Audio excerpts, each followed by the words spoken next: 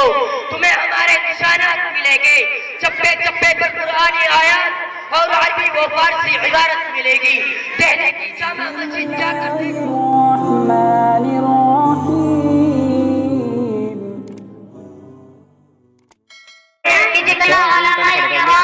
और मुसलमानों ने हिस्सा लिया, इतना किसी भी कौम मिलत के अफराद ने नहीं लिया है। हजरत वाक़या ये है कि अगर हिंदुस्तान की जंग आज़ादी में उलमा हिस्सा न लेते तो ये हिंदुस्तान कभी भी आज़ाद न होता। अगर ये सुरगेले आज़ादी न होते तो तहरीक आज़ादी न चलती, तहरीक पालकौत न चलती, तहरीक रेशमी रुमाल न चलती, तहरीक खुलाफत न चलती, हिंदुस्तान छोड़ो तहरीक न चलती। अलगज़ उलमाए किराम ही ने अपने मुक़द्दस लहू से शजर आज़ादी को सींचा और परवान चढ़ाया है। चुनांचे 1857 की जंग आज़ादी में 2 मुआज़ बनाए गए। एक मुआज़ अंबाला पर जिसकी औरत मौलाना थानाश्री के पास थी, दूसरा मुआज़ शामली पर जिसकी औरत हज़रत हाजी मुनाजिर के पास थी। इस जंग में बड़े बड़े उलमा शहीद और जख्मी हुए। इसी जंग में मौलाना नाना भी जख्मी हुए। इसी जंग में हज़रत रंगोई जख्मी हुए। इसी जंग में पाकिस्तान शहीद हुए। इस 1857 की जंग आज़ादी में 2 लाख मुसलमान शहीद हुए, जिनमें 51,500 उलमाए किराम थे। सिर्फ दिल्ली में 500 उलमा को फांसी के बंधों पर लटका दिया गया। चुनांचे 1861 में 3 लाख कुरान करीम के नुस्खे पत्रों को अंग्रेज ने जलाए और उसके बाद उलमा को कत्ल करने का फैसला किया। अंग्रेज ने पिछला टाइम अपनी याददाश्त में लिखा है कि 1864 से लेकर 1867 तक अंग्रेज ने उलमा को कत्ल करने का फैसला किया। और ये 3 साल हिंदुस्तानी के तारीख के बड़े दर्दनाक साल है। इन 3 सालों में अंग्रेज ने 14,000 उलमा को बकायदा पर लटका दिया गया। कमीशन कहता है कि दिल्ली की चांदनी चौक से लेकर खैबर तक कोई ऐसा दरख्त न था जिस पर उलमा की गर्दनें न लटकी हो। कमीशन कहता है कि उलमा को जिस्मों को कांटे से दबा गया।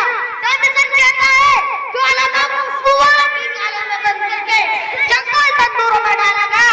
कमीशन कहता है कि उलमा को हाथों पर खड़ा करके तख्तों से बांधकर हाथों को नीचे से चला दिया गया।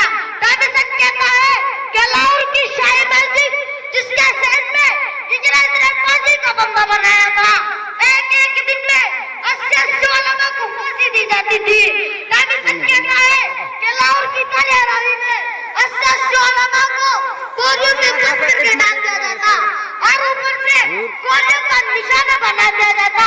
कमीशन कहता है कि मैं दिल्ली में जब अपना खैमा लगा मुझे मुर्दार की बदबू महसूस हुई, फातिमा के पीछे चला गया तो क्या देखता हूँ कि आंखें अंगारा देख रहे हैं और 40 उलमा को कब्र उतार कर उन अंगारों पर डाल दिया गया।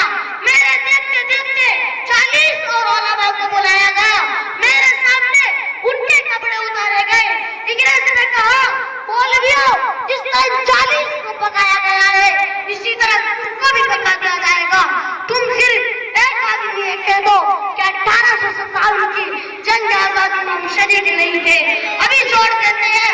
कमीशन कहता है मुझे पैदा करने वाले की कसम कोई आलिम उनमें आशा नहीं था। सारे के सारे आग में पक गए मगर किसी ने भी अंग्रेज के सामने गर्दन नहीं झुकाई। तला सकते थे अगर मैदान में अड़ जाते थे, तला सकते थे अगर मैदान में अड़ जाते थे, पांव शेरों के भी मैदान से पकड़ जाते थे, तलवार काजी से हम दो से लड़ जाते थे। वो दावा 26 जनवरी इसका वजूद हिंद में, इसका वजूद हिंद में ऐसा वजूद है, ऐसे बदन में जान है। 26 जनवरी भारत की आन बान है।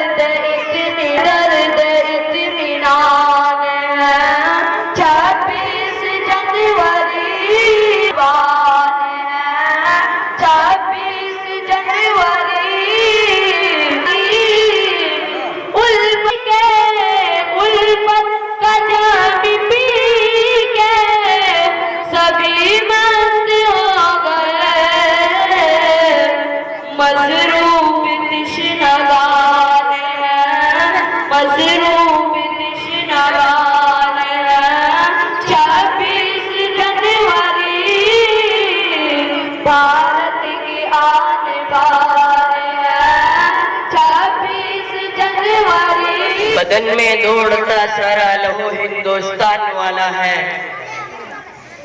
بدن میں دوڑتا سارا لہو ہندوستان والا ہے، مگر مودی سمجھتا ہے کہ پاکستان والا ہے۔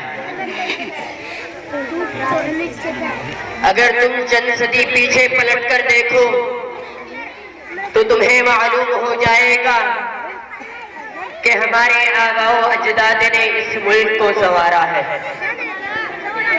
ان کے ہندوستان میں آنے سے پہلے یہاں کی وہ حالت تھی کہ نہ امن و امان تھا، نہ قانون و ضابطہ، نہ عدل و انصاف تھا، نہ مستحکم نظام۔ پورا ہندوستان مختلف ٹکڑوں میں بٹا ہوا تھا، چھوٹی چھوٹی ریاستیں اور جاگیرداریاں تھیں، الگ الگ راجا جدا جدا خطوں میں راج کر رہے تھے۔ لیکن جب ہم نے یہاں قدم رکھا تو اسے متحد و منظم ہندوستان بنایا اور 800 سال تک حکومت کر کے بھارت کو مہان ہونے کا مقام عطا کیا، یہاں تک کہ اسے سونے کی چڑیا بنا دیا۔ جی ہاں، ہمارے بزرگوں کی محنتوں کے نتیجے میں اس ملک کو اتنی خوشحالی حاصل ہوئی کہ اس ملک کو سونے کی چڑیا کہا جانے لگا۔ حیرت گرامی، آپ کو آج بھی مکانوں پر، پوسٹروں پر، گاڑیوں پر، بینروں پر میرا بھارت مہان لکھا ہوا نظر آئے گا۔ میں اپنے وطنی بھائیوں سے پوچھتا ہوں کہ جس بھارت کے عظیم اور مہان ہونے پر سب کو فخر و ناز ہے، اسے عظیم اور مہان کس نے بنایا؟ دلکش منظر پیش کرنے والا یہ لال قلعہ کس نے بنایا؟ ہندوستان کا یہ سر کا تاج، یہ تاج محل کس نے بنایا؟ بلندی سے باتیں کرنے والا یہ قطب مینار کس نے بنایا؟ دعوت نظارہ دینے والی دہلی کی یہ جامع مسجد کس نے بنائی؟ مرکز توجہ بنا ہوا یہ انڈیا گیٹ کس نے بنایا؟ ہندوستان میں گھوم پھر کر دیکھو، تمہیں ہمارے نشانات ملیں گے، چپے چپے پر قرآنی آیات اور عربی و فارسی عبارت ملے گی۔ دہلی کی جامع مسجد جا کر دیکھو، وہاں عربی و فارسی کی تحریرات چمک رہی ہے۔ قطب الدین بختیار کاکی کے مزار پر جا کر دیکھو، وہاں قطب مینار قرآنی آیات سے جگمگا رہا ہے۔ آگرہ جا کر دیکھو، شاہجہاں کا حسین تاج محل قرآنی آیات سے منور ہو رہا ہے۔ یہ سب ہمارے کارناموں کی گواہی دے رہے ہیں۔ ان تاریخی عمارتوں کے واسطے سے آج بھی سیاحوں کے ذریعے کروڑوں روپے کمائے جا رہے ہیں۔ بہار یہ جو گلشن میں آئی ہوئی ہے، بہار یہ جو گلشن میں آئی ہوئی ہے، یہ ٹہنی ہماری لگائی ہوئی ہے، یہ ہماری پہلے کی تاریخ ہے جس سے ہماری نئی نسل ناواقف ہوتی جا رہی ہے۔ اس کے آگے بڑھیے اور اس وقت کی تاریخ و اتہاس پڑھیے جب 7 سمندر پار سے آنے والی مختار قوم نے ہندوستان پر اپنا قبضہ جما لیا تو اس وقت انگریزوں کے خلاف جس نے سب سے پہلے علم بغاوت بلند کیا وہ شاہ عبدالعزیز محدث دہلوی کی داد گرامی تھی۔ اس مرد قلندر کی آواز میں کیا جادو تھا کہ اس نے انگریزوں کی نیندیں تک حرام کر دی تھی۔ یہ وہ آواز تھی جس نے پہلی بار ہندوستانیوں کو آزادی کی داد سنائی تھی۔ اس آواز نے دلوں کو تڑپا دیا، جوش کو بھڑکا دیا، لہو کو گرما دیا اور روحوں کو بے قرار کر دیا۔ پھر تو سامراجی طاقت کو شکست دینے کے لیے ہم نے دوسرے لوگوں کا بھی انتظار نہیں کیا، تنہ تنہا میدان میں نکل کر ان سے لڑتے رہے اور اس راہ میں ہم نے اتنا خون بہایا کہ پوری جنگ آزادی میں دوسروں نے اتنا پسینہ بھی نہیں بہایا ہوگا۔ لیکن افسوس آج انہیں علماء کی قربانیوں کو فراموش کیا جا رہا ہے. لیکن یہ رات حقیقت کو چھپائے مگر حقیقت چھپ نہیں سکتی. ان کی قربانیوں کی شہادت ہندوستان کا چپا چپا دے رہا ہے. ان کے کارناموں کی شہادت لال قلعے کی لالی دے رہی ہے, قطب مینار کی بلندی دے رہی ہے, انڈیا گیٹ کی خوبصورتی دے رہی ہے, تاج محل کا حسن دے رہا ہے. پتا پتا بوٹا بوٹا حال ہمارا جانے ہے.